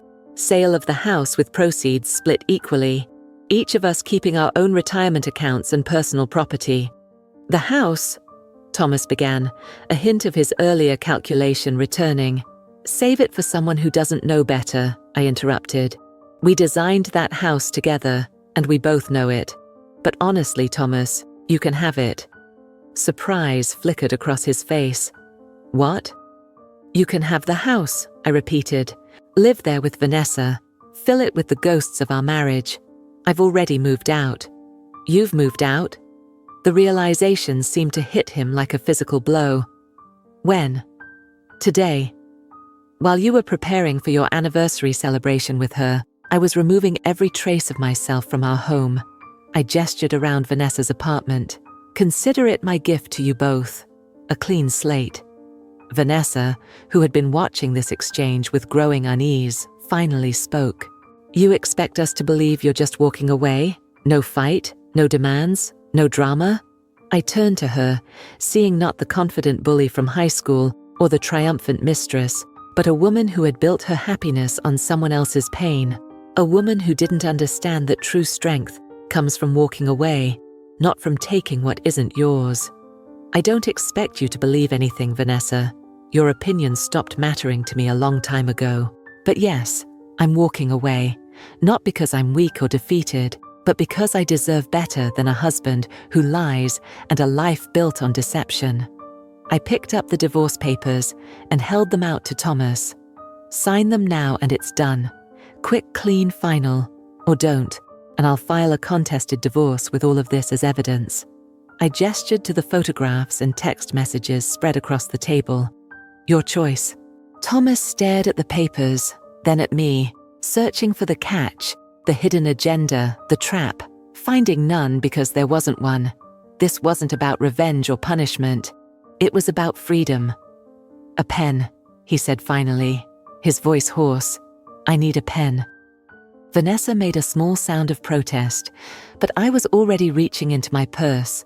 I had come prepared, down to the smallest detail. I handed Thomas a pen, the same one he had used to sign our mortgage papers, our joint bank accounts, the countless documents of our shared life. One last signature to end it all. Thomas stood at Vanessa's dining table, divorce papers in one hand, my pen in the other. The moment stretched between us, 7 years of marriage, a decade of history, reduced to the final stroke of a pen. "This is what you really want?" he asked, his voice barely audible. "This is what you really want," I corrected him. "You made that clear in every text message, every lie, every night spent with her instead of me. I'm just finalizing your choice." He looked down at the papers, then at Vanessa, who stood with her arms crossed, her expression unreadable. Whatever silent communication passed between them, it ended with Thomas leaning over the table, signing his name with quick, decisive strokes. The sound of pen against paper echoed in the silent apartment with each signature. There were 6 places marked for him to sign. Something shifted in the atmosphere. The tension didn't dissolve exactly, but transformed. This wasn't a confrontation anymore. It was a conclusion. When he finished, Thomas straightened up and handed the papers back to me. Our fingers didn't touch. "It's done," he said, his voice flat. "Yes," I agreed, placing the signed documents carefully back in the manila envelope. "It is." Vanessa moved closer to Thomas, her hand finding his arm in that possessive gesture again. "So that's it? You got what you came for? I assume you'll be leaving now?" I smiled at her, not with malice, but with genuine relief. "I am. But first, there's something I want to say to both of you." Thomas tensed visibly. "Elena." "I don't hate you," I said simply. "Either of you. I thought I would. I thought I'd want revenge, want to see you suffer, but standing here now, I just feel free." I looked around the apartment, at the evidence laid out on the table, the candles still flickering, the champagne going flat in its glasses. "You two have built something together on a foundation of lies and betrayal. That's your choice, and you'll have to live with it. But I refuse to be defined by your choices anymore. Not by Vanessa's cruelty in high school, not by Thomas's deception in our marriage." I turned to Thomas. "You told Vanessa I was pathetic, desperate for validation, obsessed with perfection. Maybe I was. With you. With us. With the life we were building. But not anymore." Then to Vanessa. "And you. You once told everyone I was nothing, that I'd never amount to anything. You were wrong then, and you're wrong now. I've built a life I'm proud of, a career that matters, and I did it without tearing anyone else down. I gathered my purse, checking to make sure the envelope with the signed divorce papers was secure inside. These documents were my freedom. I wouldn't risk losing them. I hope you'll be happy together," I said, and meant it. "I really do, because I intend to be happy without you." Thomas's face was a study in conflicting emotions. Relief that I wasn't causing a scene, confusion at my calm demeanor, perhaps even a flicker of regret. "The house," he began. "You said I could have it, but legally." "My lawyer will contact yours on Monday," I interrupted. "Everything will be handled properly. The house, the assets, all of it. I meant what I said. I don't want to fight. I just want to move forward." I walked to the door, conscious of both of them watching me. At the threshold, I paused and turned back one last time. "You know what the strangest part is? I should thank you both. Thomas, your betrayal forced me to see what I've been accepting, what I've been settling for. And Vanessa, you taught me twice in one lifetime how to rise above someone else's cruelty and find my own strength." I smiled, and it felt genuine. Perhaps the first real smile I'd offered either of them in months. "Goodbye, Thomas. Goodbye, Vanessa. Enjoy the cake." And with that final word, I walked out the door, closing it firmly behind me. In the quiet hallway, I took a deep breath, feeling the weight of the past year, the suspicions, the investigations, the revelations, the planning, finally lift from my shoulders. I had entered that apartment as Elena Reynolds, betrayed wife. I walked out as Elena Cedeno, architect of her own future. The elevator doors closed on Vanessa's hallway, sealing away the apartment where my marriage had just officially ended. As the elevator descended, I expected some dramatic emotional response. Tears, perhaps, or hysterical laughter, or even a wave of regret. Instead, I felt oddly calm, centered, present in a way I hadn't been for months. The elevator reached the lobby, and I walked out with measured steps, nodding politely to the concierge as I passed. Outside, the evening air was cool against my skin, the city lights blurring slightly as my eyes adjusted. I reached my car and sat behind the wheel, the signed divorce papers secure in my purse beside me. Done. Really, truly done. Only then did the magnitude of what had just happened begin to register, not as grief or anger, but as a profound sense of completion. I had confronted my husband and his mistress on my own terms. I had maintained my dignity. I had walked away without letting bitterness consume me. I started the car and pulled away from Vanessa's building, half expecting to see Thomas rush out, call after me, beg for another chance. But the entrance remained empty. Of course it did. He had made his choice long ago, just as I had made mine tonight. As I drove through the city streets, I realized I had no destination in mind. Not Giovanni's, where our reservation had been cancelled, not the house that was no longer my home, not even my new apartment, which still felt more like a concept than a reality. I was between worlds, suspended in the liminal space that follows the end of one chapter, but precedes the beginning of the next. On impulse, I turned toward the waterfront. The night was clear. The moon reflected on the harbour's surface as I parked and made my way to a bench overlooking the water. I sat down, wrapping my arms around myself against the slight chill, and simply breathed. 7 years of marriage ended in a handful of signatures. A decade of history concluded in a 20-minute confrontation. The future I had planned redirected in an instant. My phone buzzed in my purse. A text message. For a moment, I thought it might be Thomas, reality having finally sunk in. But it was Mia. How did it go? Are you okay? Do you need me to come over? I had texted her earlier, letting her know my plans in the vaguest terms, just in case something went wrong. I had wanted someone to know where I was. It's done, I replied. I'm okay. Actually, I'm better than okay. I'll call you tomorrow, going to take some time for myself tonight.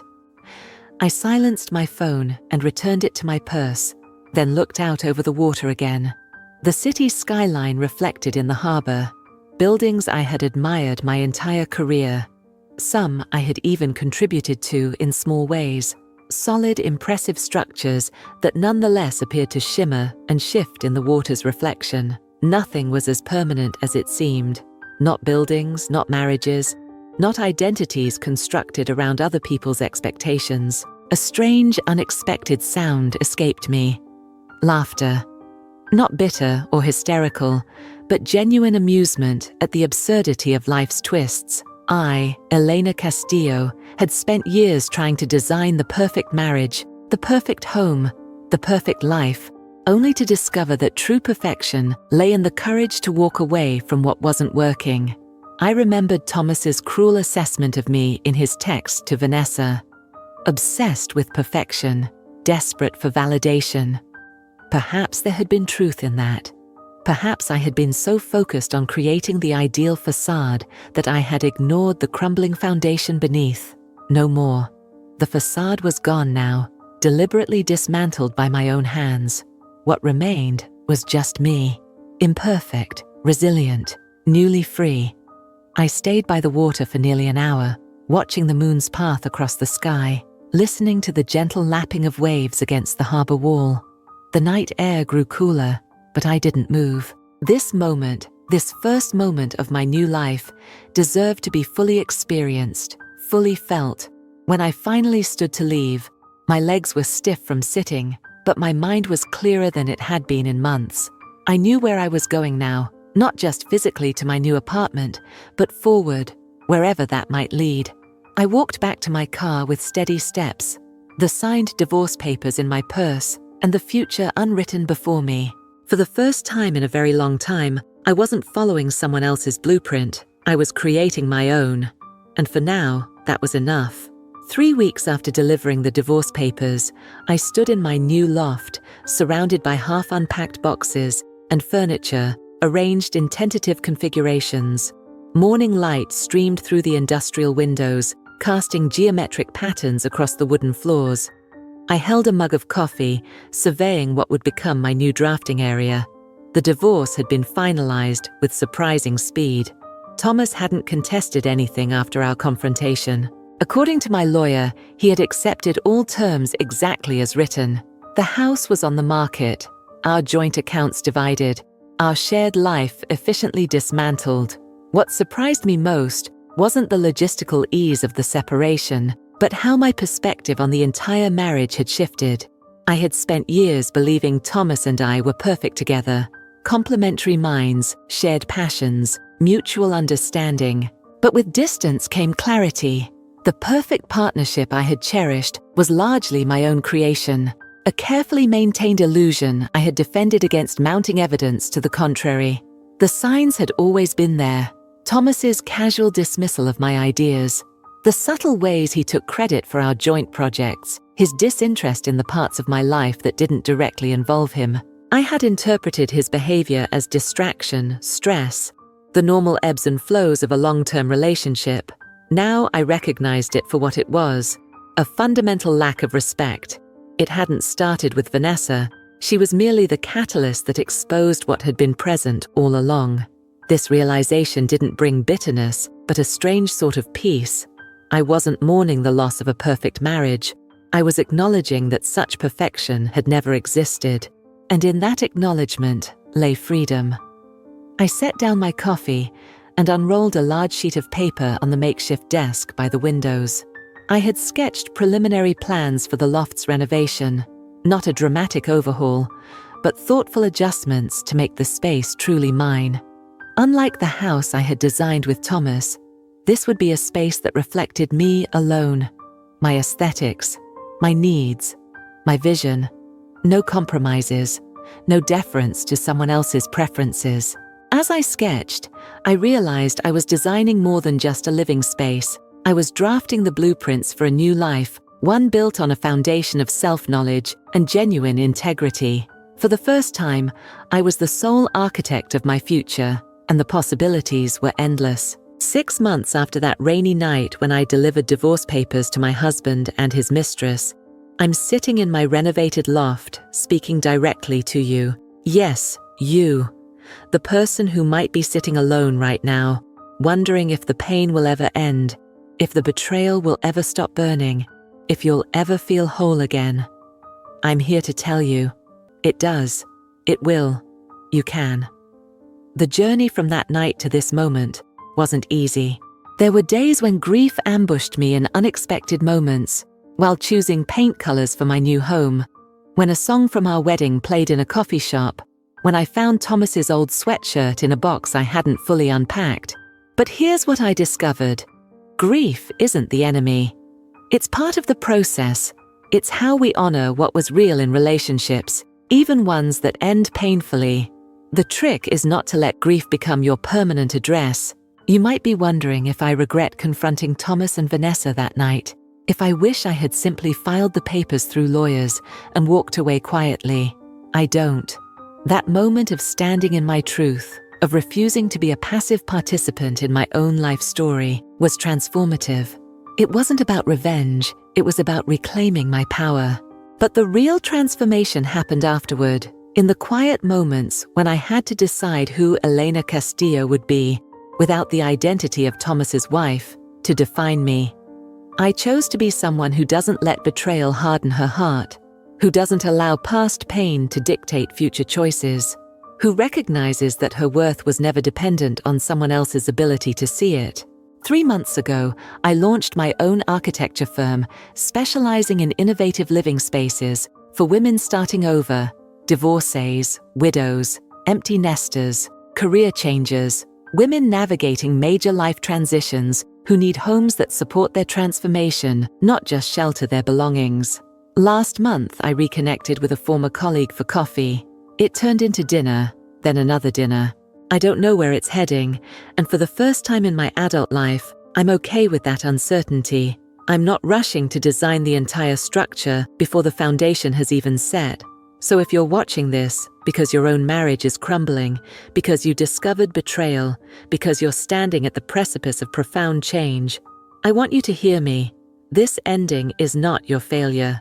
It's a redirecting, a chance to build something authentic on a foundation of truth. The hardest lesson I learned wasn't about Thomas or Vanessa or even marriage. It was about myself, about how I had compromised my own standards, ignored my instincts, and constructed an elaborate facade rather than facing reality. Never again. You deserve someone who chooses you every day, not just when it's convenient. You deserve honesty, even when it's difficult. You deserve love that doesn't require you to make yourself smaller, to look the other way, to accept less than what you give. Most importantly, you deserve your own unwavering support. Be as kind to yourself as you would be to your dearest friend facing the same situation. Forgive yourself for not seeing the signs earlier, for hoping things would change, for staying longer than you should have. The architect in me wants to leave you with this. When a structure is built on a compromised foundation, no amount of beautiful design can prevent its eventual collapse. But from the rubble, you can gather the materials to build something new, something stronger, truer, and uniquely yours. I did. And you can too. My name is Elena Castillo. I am an architect of buildings, yes, but more importantly, of my own life. And today, standing in this space I created for myself, I am more whole than I ever was in a marriage built on lies. Whatever chapter you're in right now, know this: your story isn't over. It's simply taking an unexpected turn toward the person you were always meant to become.